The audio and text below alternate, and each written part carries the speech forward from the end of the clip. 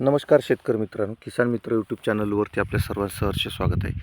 आता हळदीची काढणी जी चालू आहे आणि आता हा शेवटचा मार्चचा महिना जो आहे हा एकदम योग्य आहे. शेतकरी मित्रांनो, जेव्हा हळदीला 240 किंवा 260 दिवसाचा अवधी म्हणतो किंवा 8 ते 9 महिन्याचा कालावधी, तर शेतकरी मित्रांनी घेतलेले परिश्रम आणि मेहनत ह्या दोन्हीचा जो संगम होतो त्यावेळेस आपल्याला हळद या पिकामध्ये शेवटी पाहायला मिळतो. कारण हे कंदवर्गीय पीक असतं आणि या पिकाची जी माहिती आहे हे आपल्याला बऱ्याचशा ठिकाणी शेतकऱ्यांना काय असतं की चुकीच्या माहिती जात असतात आणि उत्पन्नामध्ये फरक बसतो आणि शेतकरी मित्र नाराज होतात.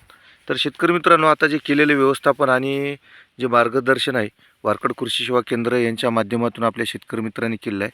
तर आपले शेतकरी मित्र असे आपले परिचित असलेले आपण त्यांचा एक तुम्हाला परिचय छोटासा करून देऊ. नमस्कार साहेब. नमस्कार सर. आपलं पूर्ण नाव सांगा. संतोष मारुतराज चपुरवार, राहणार तामसा. तर ठीक आहे, धन्यवाद भाऊ आपण आपलं नाव सांगितल्याबद्दल. तर आता आपण हळद हे पीक घेता सातत्यानं, आता हे तुमचं कितवं वर्ष आहे? सर म्हणजे जवळपास 10 वर्ष झाली. 10 वर्ष झालं. हो. तर तुम्ही दरवर्षी हळद घेतात, तर हळदीमध्ये तुम्हाला अपेक्षित उत्पन्न दरवर्षीपेक्षा यावर्षी कसं वाटते? मला मागच्या वर्षीपेक्षा यावर्षी उत्पन्न वाढलं सर माझं. वाढलं ना? लोक म्हणतात यावर्षी उत्पन्न घटलंय, माझं वाढलंय. आणि ह्याच्यामध्ये आपल्याला विशेषतः म्हणजे या वर्षात जे एवढा पाऊस झाला ते ह्याच्यामध्ये हळदी सडीचं वगैरे नासकं प्रमाण असं काय वाटते का? एकही हळद माझी सडलेली नाही. एकही नाही ना? नाही. तर ठीक आहे, आपल्या शेतकरी मित्रांना काय सांगू इच्छिता की आपण हळदीचं मार्गदर्शन कुठे घ्यायला पाहिजे? तर वारकड कृषी सेवा केंद्राचा माझा जेव्हापासून संपर्क आला तेव्हापासून माझं उत्पन्न वाढतच चाललंय. बरं. तर शेतकरी मित्रांना तुमचं जे हळदीचं बेणं आहे हे प्युअर शेलम आहे. तर आता हा व्हिडिओ आम्ही शेअर केल्याच्या नंतर तुम्ही शेतकरी मित्रांना आमच्याकडून डिस्काउंटमध्ये द्या आणि तुमचा एकदा मोठ्या आवाजात मोबाईल नंबर सांगा. 97 66 90 30 009. तर धन्यवाद शेतकरी मित्रांनो. आपल्या शेतकरी मित्रांसाठी आपण हा मोलाचं मार्गदर्शन चपुरवार साहेबांनी आपल्याला दिलेलं आहे.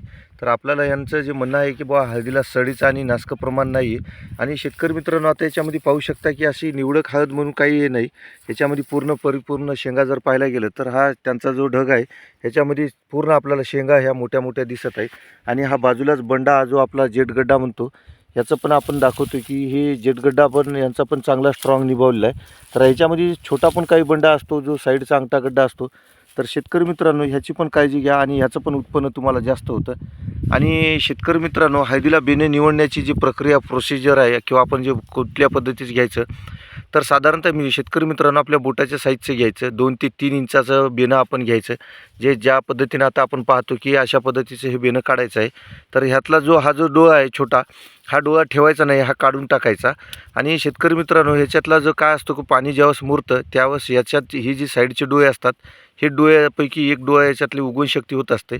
आणि ह्याचा जो कंदा असतो हा परिपूर्ण तुम्हाला बंडा आणि जेट चांगला तयार होतो. आणि ह्यामुळं तुम्हाला जी संख्या असते फुटव्याची आणि रोपाची ही निरोगी वाढ होत असते. तर बेणं निवडते शेतकरी मित्रांनो, जास्त मोठंही न घेता आपल्या बोटाच्या साईजचं घ्या. 2 इंचाचं, 3 इंचाचं किंवा 3.5 इंचापर्यंत तुम्ही बेणे निवडू शकता. काय होईल की जेणेकरून ह्याच्यामध्ये शेतकरी मित्रांना रोपाची संख्या किंवा बेण्याची संख्या जास्त मिळेल आणि आपल्याला उत्पन्न वाढण्यासाठी याची मदत होईल. आणि आपल्याला जेणेकरून अतिरिक्त खर्च होतो हा खर्च वाढणार नाही. तर शेतकरी मित्रांनो, चपुरवार साहेबांनी आपल्याला माहिती सांगितली त्याबद्दल आपण सर्वांचं एकदा मनपूर्वक स्वागत करू आणि आपल्या शेतकरी मित्रापर्यंत अशीच नवनवीन माहिती व्हिडिओ आपण पोहोचत जाऊ. आणि वारकड कृषी सेवा केंद्र तामसा यांच्यातर्फे आपण जे मार्गदर्शन केलेलं आहे ही अशीच माहिती आपल्या शेतकरी मित्रापर्यंत पोहोचत जाऊ. आणि शेतकरी मित्रांनो, काय अडचण वाटल्यास माझा पण नंबर सेव्ह करा 95 70 00 36 66. आणि आपल्या शेतकरी मित्रांनी जी आपल्याला माहिती दिली आहे त्यांच्याबद्दल आपण त्यांचं पण स्वागत करू. धन्यवाद. नमस्कार.